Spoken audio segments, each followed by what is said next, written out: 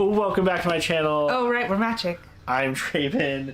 These are my tomes, and tonight, as has been the case for most nights, most Saturdays in recent memory, we will be doing some reading sprints to get through our weekly reads. Should we go back to productivity sprints at some point? I mean, I haven't worked on my diamond painting in ages. Yeah, maybe we should do that at some point, but not tonight. Tonight, more reading sprints.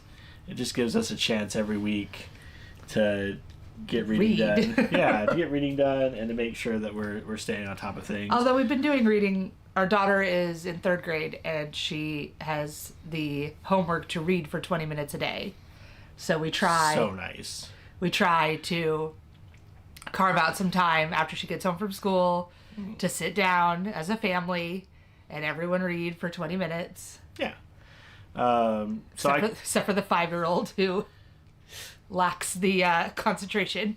So I call this one the challenge continues, and you were like, what does that mean?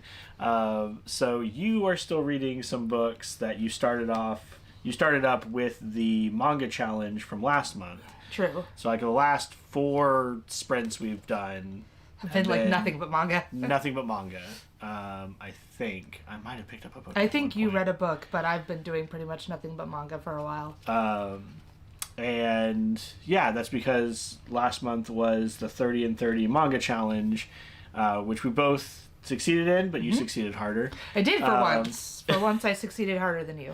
So yeah, I was thinking you're still reading some of those, and some of the stuff that I'm reading goes to my 25 and 2025 challenge. So I just thought that, that would be a good jumping on point, a good touch point for our stuff. So probably the first thing I'm going to read tonight is going to be Hyde Street.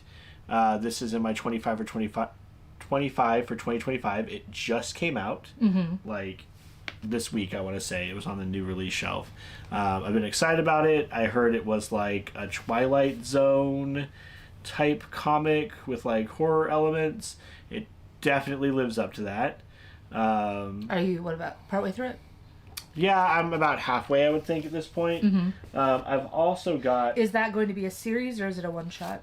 No, that's a series. It's still ongoing. It's like on volume 8 now. Oh, okay. You mean issue 8? Issue 8, yeah. Yeah, okay. And what I really liked about it, other than just the general vibes of Twilight Zone episodes, is the very end of issue 1.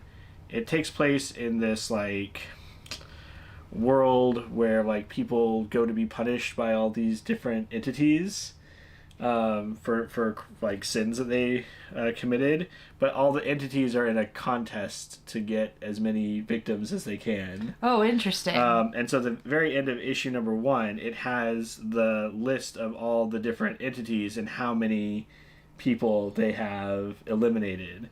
And you had one that was at 0, you have one that's unknown, you have some very low numbers. Have some very high numbers. And so it was interesting thinking like, oh, well, why does that entity have 0? And now we're finding some of the ones that were mentioned on there, which I think is pretty cool.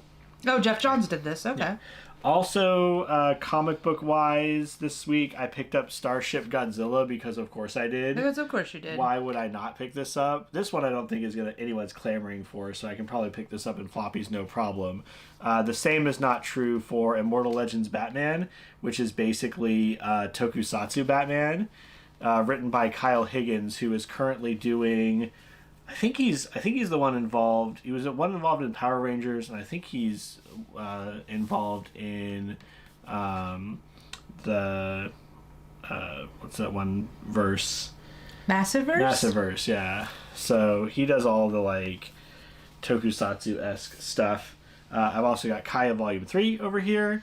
And then for books, I have Long Live Evil, which I've been reading because I'm playing through Rift of the Necrodancer. Go check out those videos.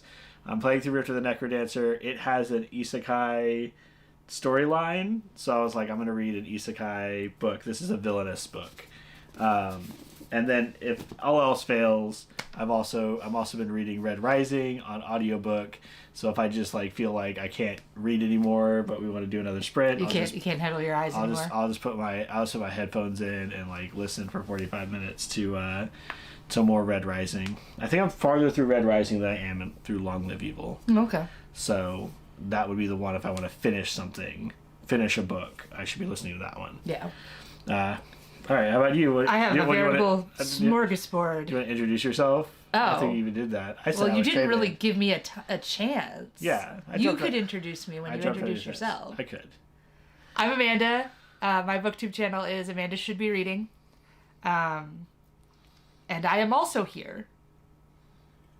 Enjoying the book experience. You want to talk about what you're going to read? I'm probably going to start with Sanctify Volume 3. I picked up the first 2 volumes of this during the 30 and 30 manga challenge, and I really liked it. Like, it does some really cool stuff with the panel border colors. Like, whether the background behind the panels is black or white, and it transitioning. Like, this one seems like the most chaotic, whereas, like, the other volumes, let me see. Like, you can see the bands when it transitions. And, like, I'm really used to works where the dark panel borders are reserved for flashbacks. And aren't, like, part of the art. They're just to, like, alert you that this is a flashback. So it's used in here sometimes for flashbacks, but it's also used to give kind of, like, the mood of the scene. The darker scenes have a darker background. And then when things happen, like, the very first time it switches, the character purifies a house that's infested with, like, evil. And it switches on that page to having white borders. So it's just really cool, and it's not something I've seen before. And this is an exorcist and a cop trying to solve a supernatural problem, and also they're both hot and should be kissing. Sure. My biggest complaint with this one, based on the first 2, I don't really feel like they're trying to be subtle about where the story is going. The characters have not had the big revelation of what's going on to each other yet, but I don't feel like they're trying to keep the audience in suspense at all. And I wish it had been a little bit longer. It had a little bit more buildup of the 2 characters before we revealed all that, to where, like, we had more of a trust and a relationship between them before we pulled the rug out. Okay. It just feels like I wish there was more of that, establishing that relationship before we ruined everything. And we're just not going to so that it's not quite going to have the same emotional impact as it would in a longer form series. Right. But I like the art. The art's really pretty. And so this is the last volume. There is a 4th volume that is like an extra side story. But this is technically the last volume of the series. It's very confusing. So I'll probably pick up that last one in the near future. Okay. But I would like to finish this one off and see how it goes. Then I also have, in case I feel like it, I have got the 3 volumes we have of Kaiju Girl Caramelize. Yeah, I guessed right on which one you were on. Really? You just guessed? Yeah, pretty good. Pretty much. I started this one during the 30 and 30, and I really liked it. Well, I started it in March Madness when you recommended the first volume to me, and I really liked it. So then I picked up, I hadn't had a chance to sit down and read the rest of the series. So I read the first 4 during September, and now I have 3 more to read to get caught up. And then I also have Unico Awakening. Yeah, Unico Awakening and Unico Hunted. I've read this one, but I figured I might as well reread it to continue the series. I reread the original Unico manga as part of the 30 and 30. So I wanted to reread that before I read this one. So it's a good time to do that now. And I also grabbed, in case I need a change of pace, I grabbed Zatanna Bringing Down the House. Okay. So I've just got a lot of options. They're all, none of them are books. They're all graphic novels and manga, but that's kind of what I'm usually in the mood for this late. Yeah, I get that, for sure. I want to start, I have a whole bunch of sequels that came out this year. That for books I read last year that I really liked. And so I want to do a vlog of reading a bunch of those sequels. I have a pile of them in the other room. And now that 30 and 30 is over, I feel like I can spend more time reading books without feeling like, oh, I'm not going to meet my manga goal because I'm reading books. I'm really starting to think about like my challenges. Like my 25 to 2025 is going pretty well. Mine is not. Like I have 2 books that I own, and then 1 more book that's coming out if I read Hyde Street. I've got 1 more book that's coming out in November. Ooh, okay. To do that. And then for my 10 new fantasy series and sci-fi series to check out, that's why I'm reading through Red Rising. Right. I still have, after Red Rising, I think I still have 4 more. Ooh, okay. Because I still have, Sons of the Wild, I think is what it's called. Mm-hmm. Something like that. And then Wild with a Y. Wild with a Y. W-Y-L-D, yeah. And then I've got, I started the Bobverse stuff, but it was terrible. The audiobook was really bad quality. Because it was an AI generated. It was AI generated audiobook.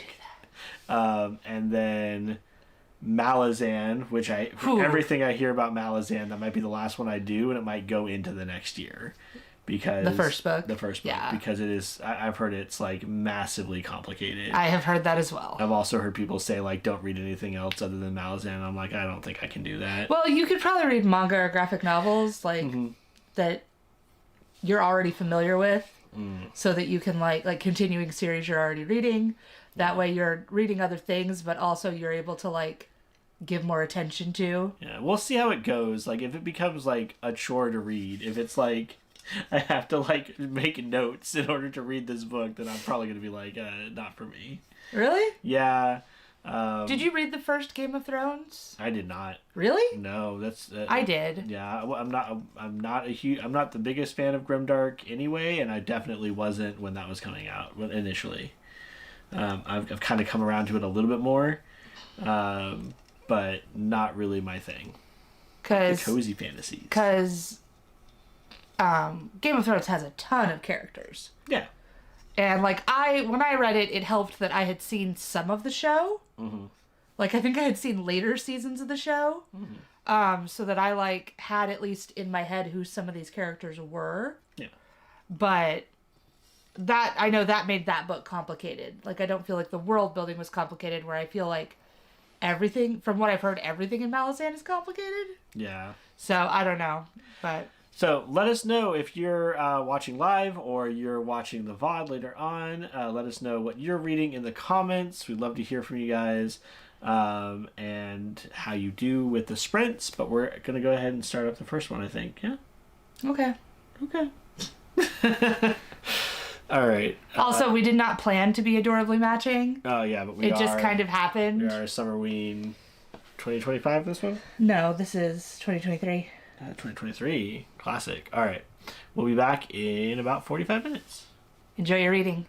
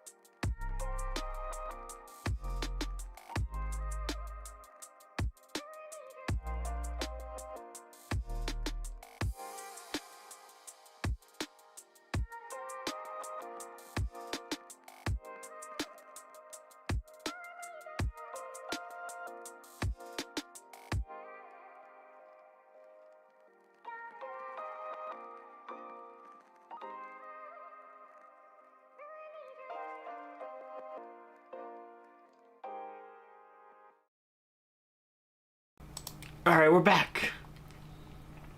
Give me a second. I'll start up the timer here. Timer. Do.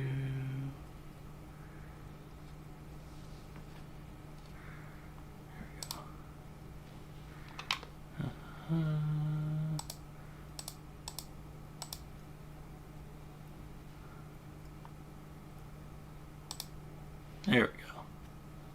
All right. So, how did your reading go? I'm on the last chapter. The last chapter. I finished up Hyde Street, which was pretty good. It's a lot of like, I don't know, it's a lot of like evil people fighting other evil people. And so you can't really be, I don't know, I can't really root for anybody. There's like one genuinely, seems like a genuinely good person who's not going to like go in for this competition of they have to kill 10,000. They have to deliver 10,000 souls. And they can Collectively? No, individually. Oh, okay. It's like it's a competition. And then they can get out of Hyde Street and go back to their lives. And also their lives will be somehow magically like really great. So that was good. I liked it quite a bit because it's got that it's got that Twilight Zone Outer Limits vibe. And then I started Immortal Legends Batman, and oh my god, this is so good. I love it so much. I'm so sad. I'm not going to be able to find Volume 2, but I'll have to pick it up when it comes out in trade. Why do you think you won't be able to get Volume 2? It was already released, and I never saw it. You don't think they'll do a second printing of number 2? They might. But this one I only got because the shopkeeper, the person we talked to at our comic book shop was like, oh yeah, I have a copy of it. It was on my list, but like, number 2's already out and I missed it, so if you want it, you can have it. And just gave it to me. Well, I mean, sold it to me. Yeah. And just like, but that was the only reason I was able to get it, was because one of the people who worked there was like, oh yeah, it's on my pull list. I got a copy of the second run, but I'll sell it to you. So that was nice. But it's so good. And like for the first bit of it, I was like, what is going on here? Because it just drops you in the middle of things. Mm-hmm. It takes place in like a future where there's a star system. Gotham's a whole planet. This is like super AU. Okay. Oh yeah, 100%. So I had heard, I think we talked about this. Yeah, I don't know if it was on stream, but we talked about it. That they're basically, because DC knows they are within sight of losing the copyright protections to Batman and Superman for the like original Batman. Yeah. Like kind of like how Steamboat Willie is now in the public domain. Yeah. Right, but they're going to lose Batman soon. And Superman. But they're basically already inviting people to do crazy nonsense. Because they know that once they lose the copyright, crazy nonsense is on the table. Yeah. And they don't have to go through DC. Yeah. So in order to kind of try to like stem the tide and make the money they can while they still can, they're like opening up the door to more, they're greenlighting more niche, insane concepts. Mm-hmm. So this is Batman if it was a sci-fi future tokusatsu. He has a writer kick. It's called the Bat Press. It was amazing. It was a full page of just him doing the kick, which is great. Yeah, right there. Bat Press. So like, yeah, I don't know. If you're a tokusatsu fan, you'd probably get a kick out of. Lower. There we go. Yeah. So good. But yeah, they kind of drop you in the middle of things, and there's all sorts of like, there's basically the idea of replicants from Blade Runners in here, kind of.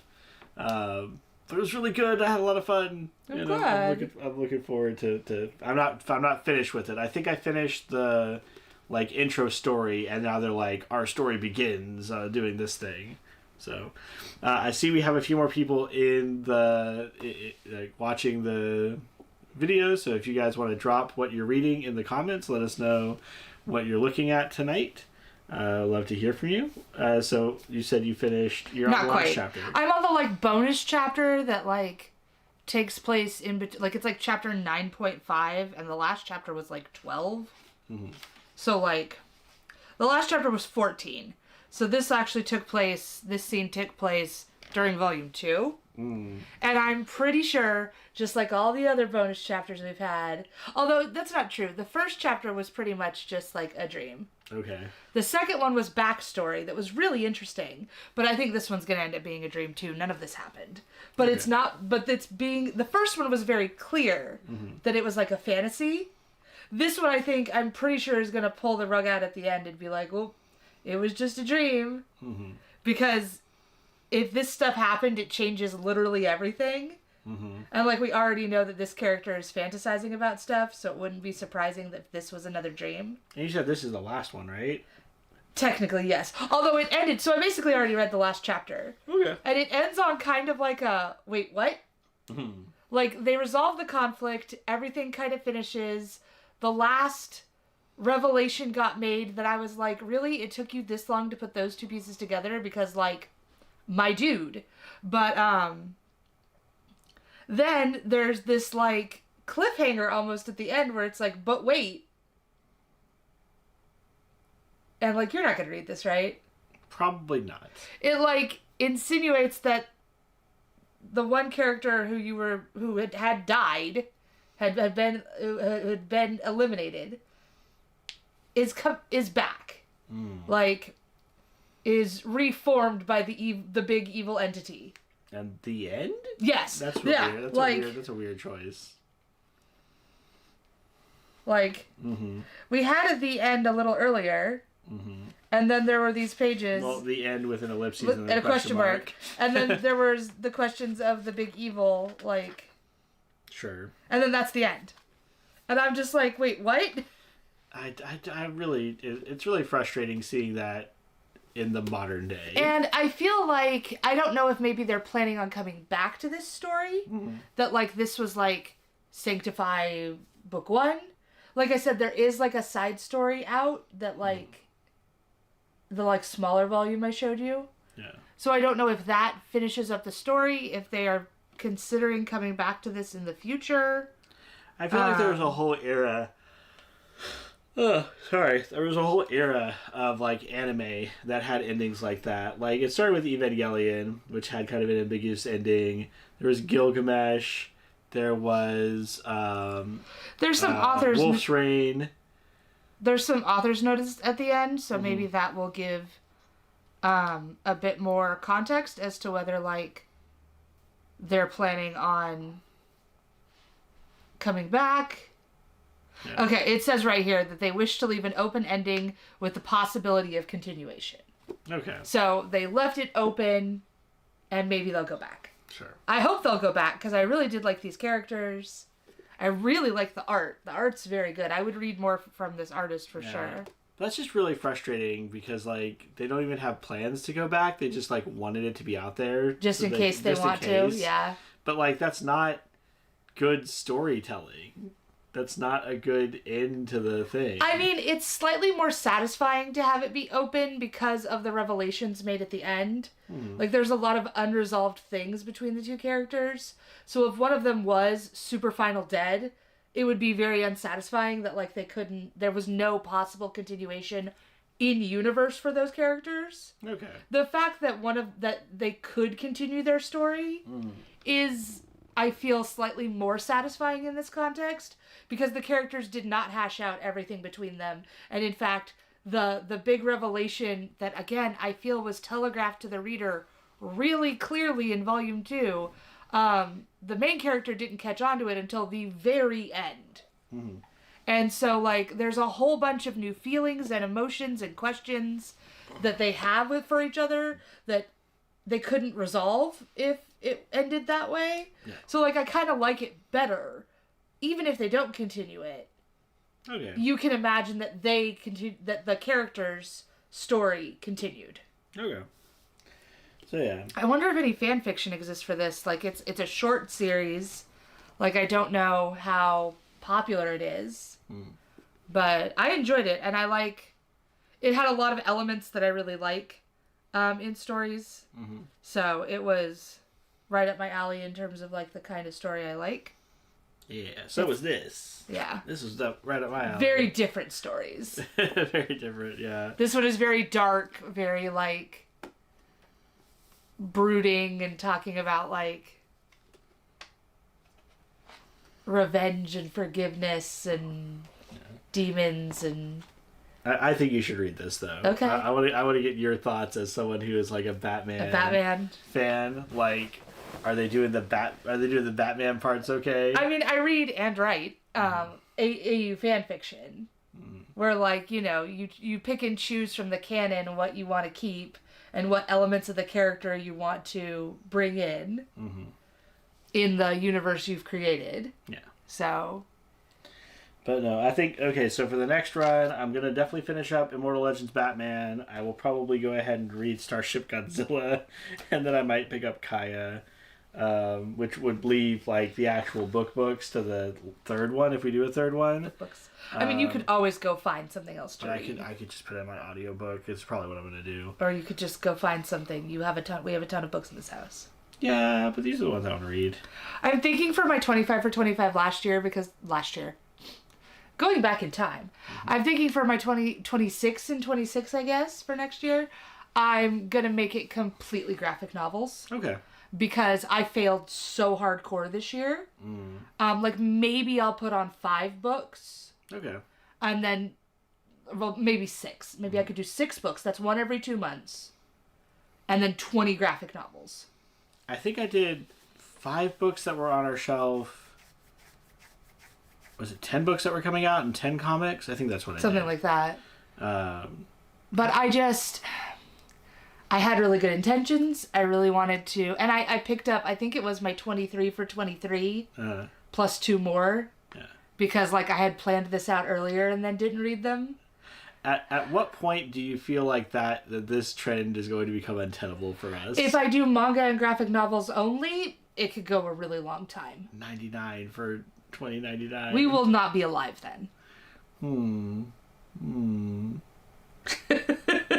Sad. We will not be alive. Contemplating my own mortality. We would be over 100. 72 for 2072. In our decrepit states. Yeah. It'll be manga by then. Just audiobooks all day. Audiobooks all day. From our retirement home. We have a lot of free time, right? Like... Eric, we're millennials. We never get to retire. Yeah. So, High Street was in my 25 for 2025. But so. I do have a good number of graphic novels I've gotten last year and this year and before that that I haven't read. So I do think it would be fairly easy to, not even new stuff necessarily. Like, I might be able to look up and see if I have a few things coming out that I already want to get. Yeah. That I could put on a list. A lot of what I did was I looked at, toward the end of last year, I was looking at a lot of the comic book... Best ofs. Channels. Yeah. And what they were saying was really good for last year. That's why I picked up Hyde Street, because... it was out in floppy last year. Yeah, it was out in floppy. And I'm trying to remember the name of the channel. But he was recommending I know which one you're talking about. It doesn't help the viewers at home. It doesn't help the viewers. And then things like Beneath the Trees Where Nobody Sees. The sequel's out for that in floppy right now. Falling in Love on the Path to Hell. And what was the one with the girl who goes to the fantasy land? I can't remember the name. It's like Helen of Winthorpe? Something along those lines. Something about that. Those were all off of lists. Yeah. I just thought they looked cool. And so I'll probably do that again. Like, I can see myself, like, I also still want to prioritize the things I already own. Okay. Like, that is something I am trying really hard to prioritize for myself. Like, so if I do new stuff, it's only going to be part of the list. I do want to make sure to put stuff on the list that is stuff that I've hauled in the past couple of years and haven't gotten to. Yeah. Because I really do. I like that. That was the point of my 25 for 25. Mine were all books I already owned. Yeah. And so, like, I was really trying to prioritize those books and get them read, and I didn't. Yeah, I'll probably... Like, I've got a couple more months, so I'm hoping to maybe get through a few more. But it's just... It hasn't been happening. Well, I'll probably do the same thing. And I have technically read 26 because there was that one that was... You did have the double in case the one got delayed. And I did read both of those. You did. So, technically, I could just read 2 more and still have done it, but I'm going to read all 3. So, I'll at least finish one challenge. If I don't finish that other one, I might not finish the other one. Yeah. All right. Well, I was about to get. I was like, up. where are you going? Yeah, but I don't need to get up anymore. You don't. We're just gonna do it this way. So yeah, we're gonna do another sprint, possibly a 3rd sprint. We'll see how we're feeling, but definitely one more. Yay! So another 45 minutes. Let us know in the comments what you're reading, how's it going, and we'll be back in 45.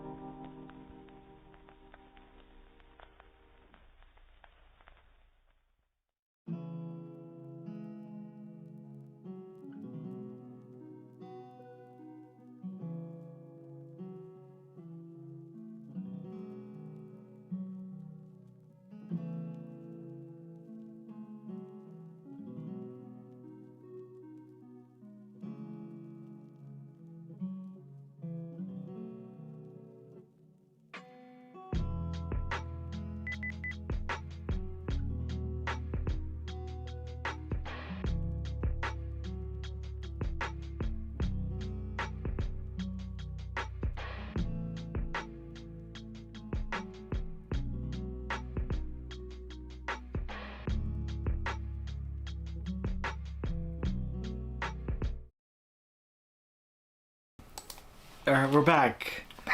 We did have anti-books talking about reading Windhaven. So I had not heard of Windhaven, but I looked it up. Oh, did you? I did. If it's the same one that I found on... There could be multiple. Yeah. If it's the same one I found on Goodreads, it sounds really interesting. It's George R.R. Martin and Lisa Tuttle together writing about a world where humans crash landed on this like island world and found out they could fly using wings. Yeah. So is it one of Martin's sci-fi ones? Yeah. Yeah. It seems like it's just like I've never heard of it, but it sounds really cool.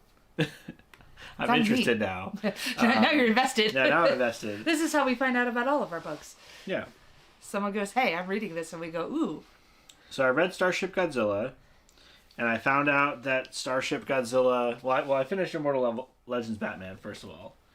So did I. Which went into the backstory of what the Immortal Legends are. I was so bummed because the original Nightwing... The original Nightwing, the previous Nightwing, and the previous Robin were all girls. Yeah. But now it's all guys. The continuity is all over the place in terms of where we're taking from. Yeah. Now, Starship Godzilla is part of, what are they calling this? The Kaisei era. And apparently there are other Kaisei era books out. There's one about like a no man's land, like a quarantine zone where there's a kaiju human hybrid monster running around. And then one is just Godzilla in this universe and what they're about. This is like a space opera kind of thing. They go and steal some eggs they're gonna sell. This also felt like it had space western vibes. Yeah, it had space western. Like it had very Firefly colonies. Yeah. I can definitely see that. And it was the sheriff. He was the sheriff. Yeah. Like there was definitely like those kind of like when we colonize space, it feels very westerny. Yeah, and this definitely had an ending that makes me want to know what is going to happen. Yeah, it's not even ambiguous. I don't feel like they could do a left turn and be like, "Oh, just kidding," but it seemed very much like, why is this guy doing this? And then I read half of Kaya, Volume 3. I still feel like this is the best sci-fantasy comic I've read in a very long time. I should read that one. It's very good. It's very interesting world building. It also really gives me the feeling, at least this volume so far, has really given me the feeling of like a D&D campaign. Because they're like, oh, we have to reach this island, but no one will take us on a boat because there's a blockade except for this one crazy guy. But in order for him to take us, he wants us to go find his daughter who's joined up with these rebels. We have to do a side quest. Who's joined up with these rebels in this town that's run by robots that want to kill us. And when we find her, she's like, I don't want anything to do with that. But she's like, but if you help me with this. But if you do this other side quest. Right. Yeah. So it's very much like that, like a quest chain. Yeah, and always like pushing it forward, like, oh, this person will help you if you do this, and then like you get to that person, they're like, well, I'm not going to help you unless you do this, and like it gets increasingly worse. But I still really like the series. At this point, there's more. At the beginning, there's really a question over whether or not there's anything to this supposed prophecy, because it follows the last two humans on this planet. I don't even think it's Earth. I don't know. But it follows the last two, and there's supposedly a prophecy that one of them is going to bring down this machine empire. And at the start of it, like, as a reader, and one of the characters is really like, that's not what's going to happen. Like, you're completely ignorant, all this stuff. But now there's more of an idea that maybe there's something to this prophecy, so it is developing quite nicely. I finished Sanctify. It has kind of an open ending. And they do mention in the author's notes that they could they could come back to it. So I am hopeful that there may be more of these characters in the future, because I do feel like there was quite a bit unresolved between them. And then I also read Immortal Legends Batman, and I want to know your thoughts. I thought it was fun. It's fun. Like I said, it gives you space western vibes, which is a big thing that I like. Like we didn't get much. Like this. It was very confusing at the beginning though, because like you don't have any context. It makes it, and with it being an AU, you're trying to balance like, oh, what are they doing? Did they change this? Is this a lie? So, kind of ending do I prefer? Like, like my open ending. Yeah. A lot of it depends on how wrapped up the story is. If I feel like there is more, if there's a lot that the characters could continue in their story afterward, I like it to be somewhat open, because then my brain can continue to believe that they're having fun and adventures and complications down the line. If it's just ends on an ambiguous note for no reason, just because the author just stopped writing, like Sadie. The ending of Sadie really made me mad. I don't even remember. I'll be honest with you. It just kind of stops and does not give you, as the reader, a resolution to what happened. There's one of two options. There's not open options. One of two things happened, and I wanted to know which one it was. This one resolves the main plot of the story, but it ends with kind of a like, oh, where like it resolves everything that happened, it ties that up in a bow, but during the like denouement, they reveal that like maybe it's that like dun dun dun of maybe things aren't over. It doesn't leave anything unresolved that feels frustrating or like they like just like stopped writing, but it does.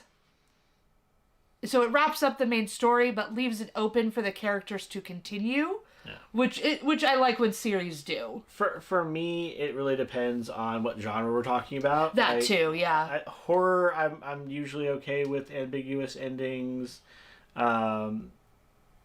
because like you want to have the potential that like the evil thing that we supposedly dealt with is not really dealt with. Right? Yeah. Like you want to have that kind of conclusion. Also, with something like with like the new weird, so like Annihilation, where the character's subjective view of what's happening is completely unclear. I like the ambiguity there, and I've heard that the later books make it more explicit what happens. And so I'm a little bit reluctant to read them, because I really did like the feeling of like having no idea what was happening, because she was like, everybody else was describing this one thing as a tunnel and she saw it as a tower, and they were like arguing over what it even looked like, and you had no sense of like what was even reality anymore. And that was really fun. I guess that's a risk you take when you have that more ambiguous type of story, where it like relies on not answering all the questions, but then later you do try to answer them. Is you risk it being unsatisfying. Yeah, Sadie is the YA mystery. Yeah, I really liked it. And then I remember we were reading it out loud in the car because we had a book club coming up. And I was looking at it. To the book club. No, we weren't going to the book club, but we were reading it on a long drive. And I remember I'm reading it, and I like turned the page to where like I could see where it ended, and I was like, no, there's no way that can be the end, because there's not enough time between where I'm at the top of this page and over here. There's no way I'm going to be satisfied by this ending. And I really liked the book. I liked the mixed media. I liked a lot of the book, but the ending I remember made me a little upset. Like I said, I'm going to be honest and just say that I don't remember. You don't remember any of Sadie? What happened. I remember generally what it's about, but like the details escape me. I think I read, is that the one where I read another one by the author? I don't see it on the shelf, so maybe I didn't. Well, maybe it was by a different author. The issue was more that book club was a lot of very samey feeling books. There were a lot. It was like a lot of like mystery thriller things. Which book club was that? I don't even remember. I think that was the one back in Victoria. Yeah. Yeah. So I feel like a lot of the things, like I know that like the mystery box is not the same, but a lot of them had that like mystery element to it. They kind of all just like, I don't know, blend together in my mind. It also made me upset. It also did make me upset. I bet that one's good on audio because of the mixed media of it. I bet that one would be really good. I feel like, I can't remember because it's not on my shelf because I can see my shelf from here. I feel like there was another book by the same author that came out later about like a cult and like two sisters. And I read that one and I'm trying to see if it's on my other shelf. I can't see it. That one made me mad because I thought one of the sisters was made really dumb choices. But I feel like that one had a bit more of a closed ending, although it did rely on a bit of unexpected. I can't quite remember how that one ended, like if it was supernatural or not at the end. Yeah. Yeah, I liked that one. There's two sisters, and I feel like you're supposed to like root for one and like the other one is like more of the screw up or whatever, but like I was just really mad at all the choices the main character was making, and I understood why B, the other sister, made all the choices she made. I was very sympathetic for her because the mistakes she made sense, right? Like she was making bad choices, but the way her character had been presented, the mistakes made sense. This is what I wholly don't. You didn't read that one. You didn't read that one. Okay. But the main character was presented as smart and put together and the opposite of her sister. And she kept making really, really dumb choices where I was like, you can't tell me that your character is one way and then have her make choices the other way. This is the really difficult thing though with like making characters that are supposed to be like intelligent or especially like super intelligent is just like they're going to either make mistakes, which is going to weaken that perception, or it's going to be something like Death Note where they make choices not because it's the actual intelligent thing to do. Because it progresses the plot. But because, like, the author knows what the plot is, and so this character can just know the right answer and know exactly what to do. And she wasn't even, like, super smart. It was just, like, the way they had set up the two sisters as being contrasting, like, she should not have been falling for these things. Okay. She had been set up as someone who wouldn't fall for the type of manipulations her sister had been taken by, but then she fell for them all anyway for seemingly no reason. It was very frustrating. I need to look up and see what this book was called because it's going to drive me absolutely nuts. I can see the cover. And then we are going to have to call it a night. I was thinking about doing one more, but I really don't know if I've got the energy for it today. Okay, I don't know. Maybe this was... Oh, wait. Is it this one? The Project? Oh, I've read it, so it must be this one. You gave it 2 stars. I did give it 2 stars. The ending... What did I say? That's rough. For us, that's a rough score. The ending wasn't terrible, but I'm just so mad at Lo for, like, half the book. Her actions feel super inconsistent. So, yeah, I was mad at that one because Lo just made me angry. So, yeah, that was it. It's called The Project. Yeah. Well, thank you. Thanks for hanging out with us.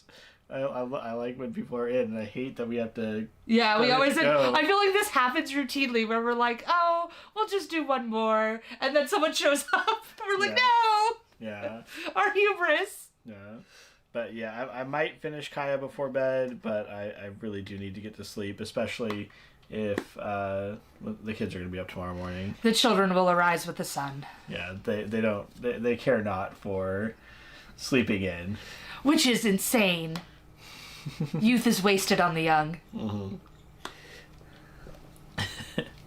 But yeah, thanks for hanging out and talking to us about books. Had a lot of fun. Got through quite a bit. Yeah, you read a lot. I did not, but you did. Yeah. And but we need to get to bed. It's like almost 2:30 here. Oh, it's late. So, all right. Yeah. So I'm sorry. It's very, very tired. So I hope your reading journey is going well. I say that. You do say that. That's your thing. That's what you say. That's what I say. Don't forget to like, comment, and subscribe if you're watching this later on. Tell us down in the comments what you were reading along with us. And how are your challenges progressing for this year? We were talking about 25 for 2025, talking about the manga challenge from last month. Are you taking part in any readathons right now? Tell us that in the comments below. Love to hear about it. Anything you'd like to say? No. I do this every week. You do. And you don't ever have something. I don't. All right. Until the next one, take care. Bye.